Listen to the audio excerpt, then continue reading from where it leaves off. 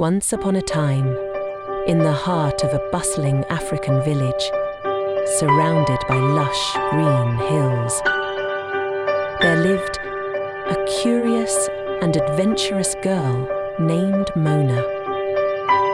Mona was known for her bright smile, unending curiosity, and her peculiar habit of collecting odd things she found during her explorations. One sunny morning, as Mona wandered near the edge of the riverbank, something shiny caught her eye. Nestled between the reeds was a single, dazzling red shoe. Its colour was so vivid, it seemed to glow under the sun.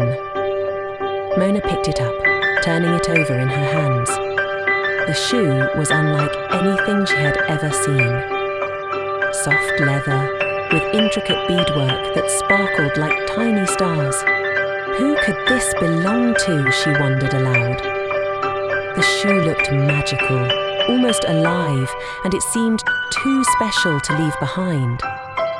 Mona slipped it into her satchel and hurried back to the village. That evening, Mona showed the shoe to her grandmother, Mama Shard, the village storyteller. Mama Shard's wise eyes widened when she saw it. "Ah, child," she said, her voice low and reverent. "This is no ordinary shoe. This belongs to the spirit of the Red Hills. It is said that whoever finds the lost shoe must return it to the spirit before the next full moon, or the land will suffer drought." Mona's heart raced. The full moon was only 3 days away. "But how do I find the spirit of the Red Hills?" she asked.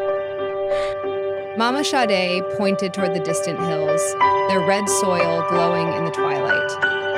"The spirit resides in the caves beneath the hills. You must journey there, face her trials, and return what belongs to her."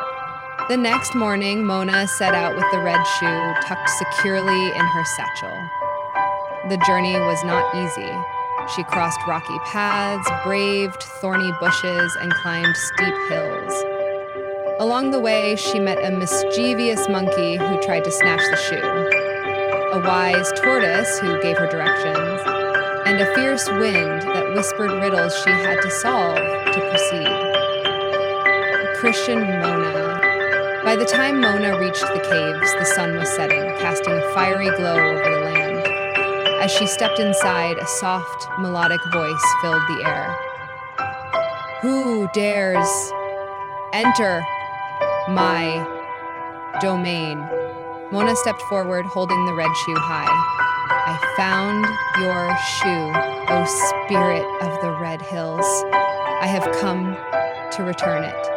The air shimmered and a figure emerged, a beautiful woman draped in robes of red and gold, her hair adorned with beads that sparkled like the stars. Her eyes were kind, yet piercing. "Ah! Well, you have done well to bring this back," said the spirit. "But before you leave, you must answer one question. What is the greatest gift one can give?" Mona thought for a moment, recalling all she had learned during her journey. "The greatest gift one can give," she said softly, "is kindness, for it opens hearts and brings people together." The spirit smiled, her face radiant.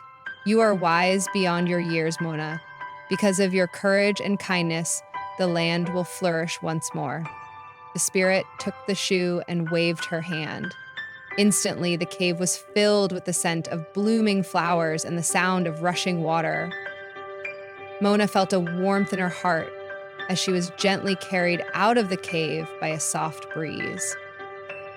And then, when it begins to daylight, when she returned to the village, the people rejoiced as rain began to fall, soaking the dry earth. From that day on, Mona was celebrated as the girl who saved the village and was known far and wide for her bravery and wisdom. And as for the red shoe, it remained a symbol of courage and kindness, passed down through the generations as a reminder that even the smallest acts of goodness can change the world.